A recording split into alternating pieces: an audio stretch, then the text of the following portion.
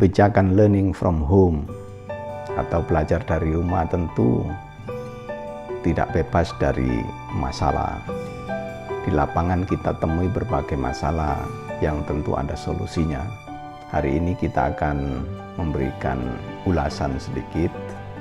Paling tidak saya akan berbicara 4 hal yang muncul di lapangan, yaitu apa yang disebut dengan digital equity atau kesetaraan digital di daerah, kesetaraan mengakses, kesempatan mengakses internet di daerah, kemudian masalah lesson delivery atau penyampaian pesan, penyampaian materi pelajaran, bagaimana di konteks lapangan, dan assessment, bagaimana melakukan assessment dengan kondisi learning from home, dan yang terakhir adalah collective expectation, harapan bersama dari kita semua terkait dengan learning from home.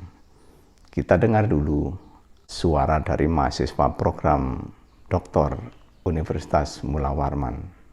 Saat belajar di rumah, ada 2 pihak yang akan terlibat secara aktif, yaitu orang tua dan guru. Kegiatan belajar di rumah ini diharapkan bukan mengejar nilai akademik saja, tetapi dapat mengembangkan nilai life skill dan juga nilai karakter anak didik. Namun, akan ditemukan masalah yang muncul, yaitu proses penilaian tidak sesuai dengan prinsip-prinsip penilaian, tidak objektif, tidak efisien, dan dilakukan kejujurannya. Siapa yang mengerjakan, orang tua atau anak? Sehingga efektivitas pembelajaran khususnya penilaian tidak tercapai secara optimal. Apa solusinya? Orang tua dan guru harus berkolaborasi melakukan penilaian. Maksudnya di sini, orang tua diberikan pemahaman tentang penilaian dan diminta menjadi pengamat langsung terhadap hasil kerja anak. Dan guru melakukan penilaian berdasarkan hasil dokumentasi yang diberikan orang tua, baik berupa foto, video, dan hasil kerja lainnya. Sehingga penilaian yang dilakukan guru adalah penilaian performance atau unjuk kerja dengan menyiapkan berbagai format pengamatan yang mudah dipahami. Corona mempunyai dampak pada semua aspek. Pembelajaran ini harus berubah dari pembelajaran konvensional menjadi pembelajaran yang menggunakan sistem daring atau pembelajaran jarak jauh. Di sekolah-sekolah yang mempunyai fasilitas atau mempunyai sarana dan orang tua yang berada, itu hal yang tidak bermasalah. Tetapi hal yang bermasalah yaitu berkaitan dengan akses internet yang tidak ada dan orang tua yang tidak mempunyai HP Android. Ini suatu masalah. Nah, ada beberapa solusi untuk mengatasi hal tersebut. Bahwasanya sekolah ini bisa membuatkan suatu modul atau membuatkan suatu panduan. Panduan ini bisa nanti didistribusikan ke siswa-siswanya. Nanti dari sekolah bisa disebutkan siswa melewati orang tua. Nanti orang tua bisa mengambil panduan atau modul tersebut, dan selama 1 minggu 1 pekan mereka bisa mengambil yang baru lagi, yang lama yang sudah dikerjakan nanti bisa di assessment sama guru tersebut. Terima kasih. Online learning tidak hanya memberikan solusi tapi juga membawa masalah, terutama persamaan akses dan ketersediaan sarana berupa laptop dan smartphone. Salah satu solusinya adalah kehadiran pemerintah. Pemerintah harus mendukung online learning dengan memberikan pelayanan internet gratis atau mengajak provider swasta penyedia internet untuk memberikan internet gratis sehingga proses pembelajaran bisa berlangsung.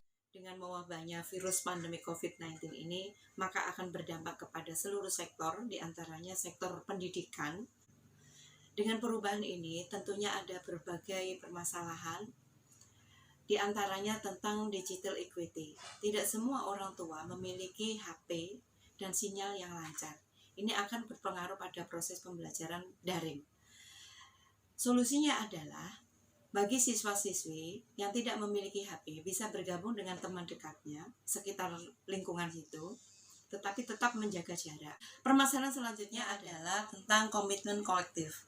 Bahwasanya pendidikan tidak harus tersenter pada satu titik, yaitu di sentral sekolah atau institusi yang lain, namun komitmen bersama ini dari pihak orang tua, lingkungan sekitar, dan pemerintah ikut bertanggung jawab dengan suksesnya pendidikan.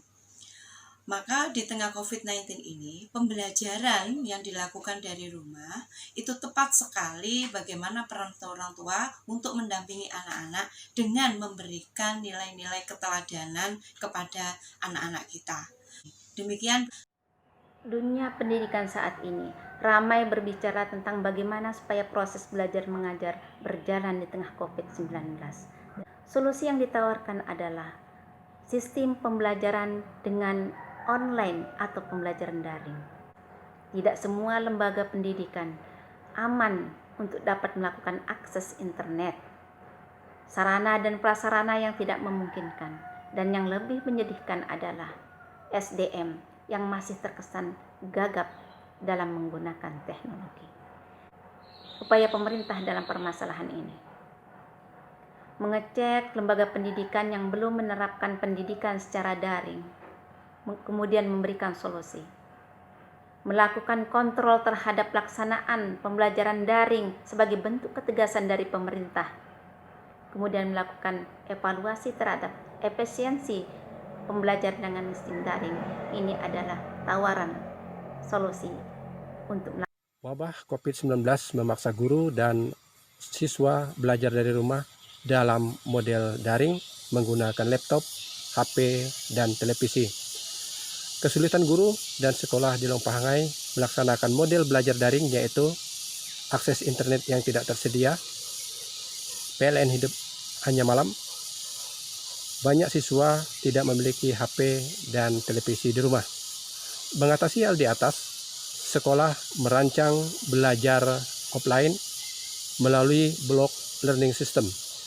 Menyusun jadwal pelajaran, guru mapel merangkum materi dan membuat tugas.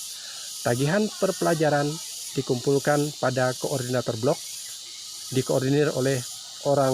Supaya pembelajaran tetap menyenangkan dan liburan berkesan, maka guru bisa menggunakan model offline dalam pembelajarannya, sehingga murid bisa mengakses pembelajaran di mana saja, kapan saja.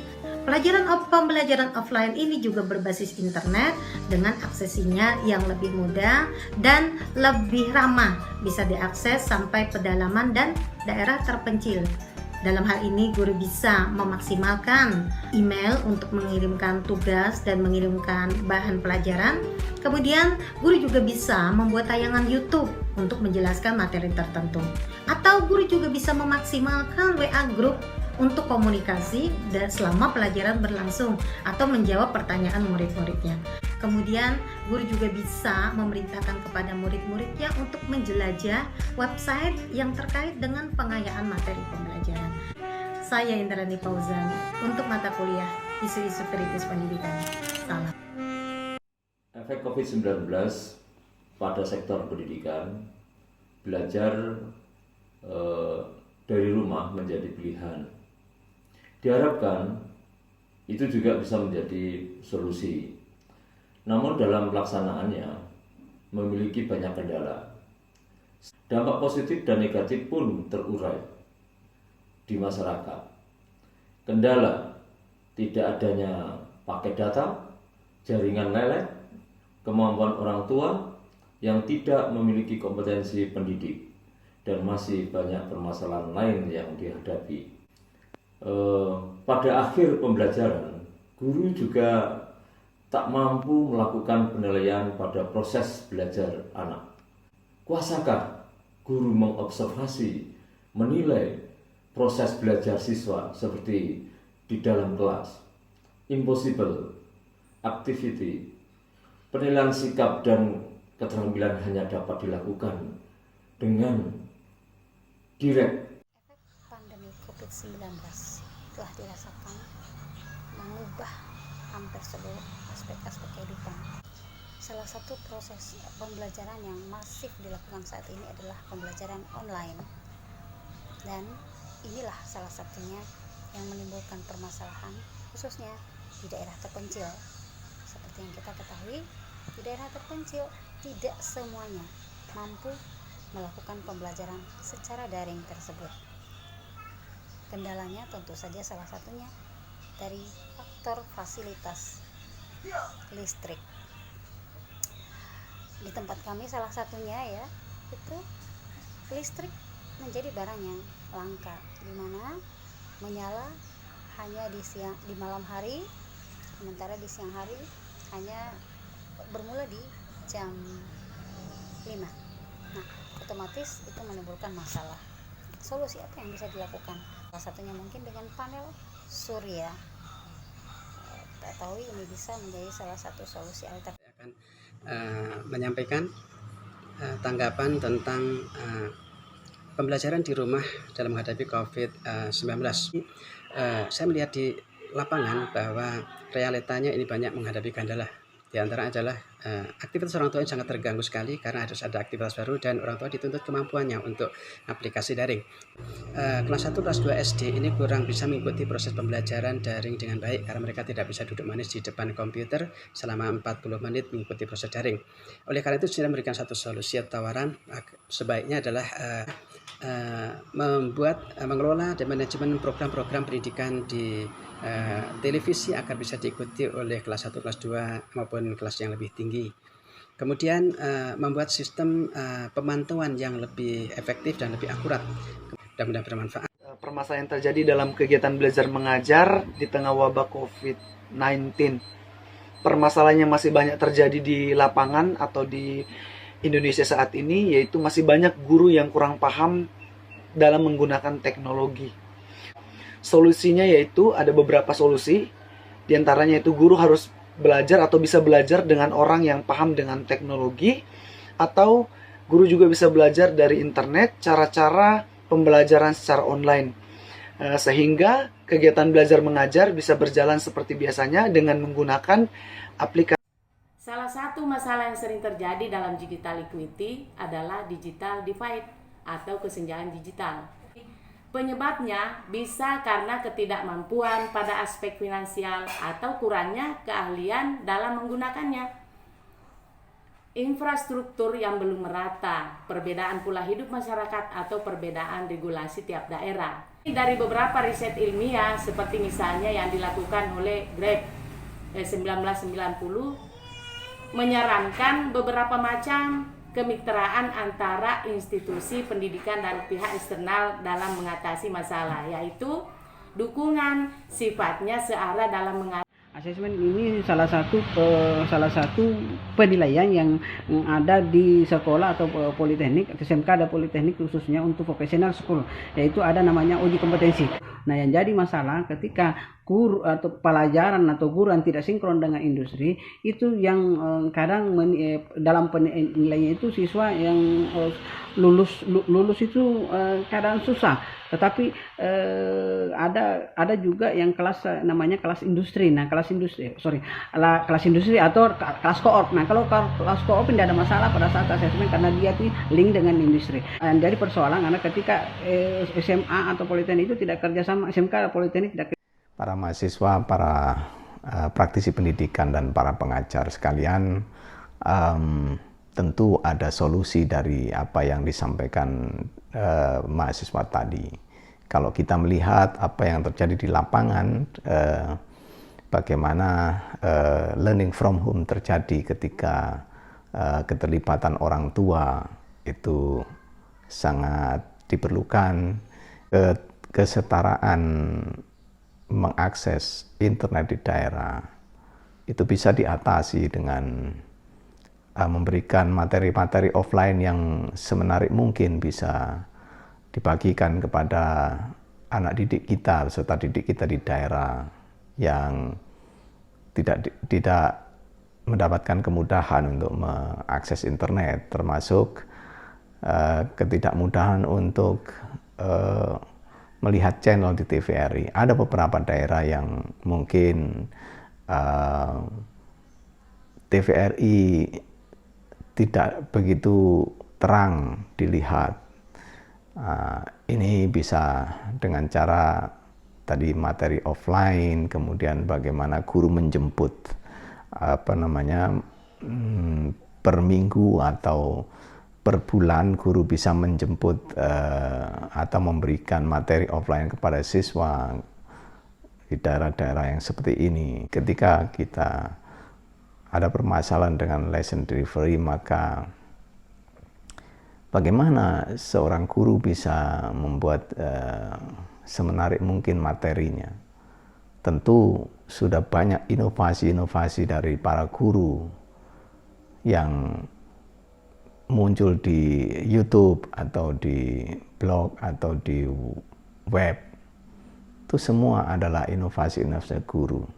Dan kita sebagai guru, teaching is an art. Teaching adalah seni. Mengajar itu seni, sehingga konteksnya terlalu, kalau satu konteks yang berbeda mengendaki cara yang berbeda. Konteks yang di mana siswanya serba kekurangan, serba tidak mendapat kemudahan, disitulah guru berinovasi, disitulah guru berkreasi. Bagaimana kira-kira teaching metode mengajarnya seperti apa, itu semua berada pada garda depannya adalah seorang guru.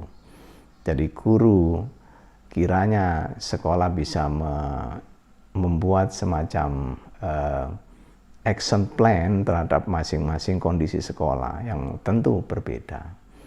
Ini akan berimplikasi kepada assessment. Tentu assessment ini tidak mudah dilakukan pada saat kondisi learning from home seperti saat ini.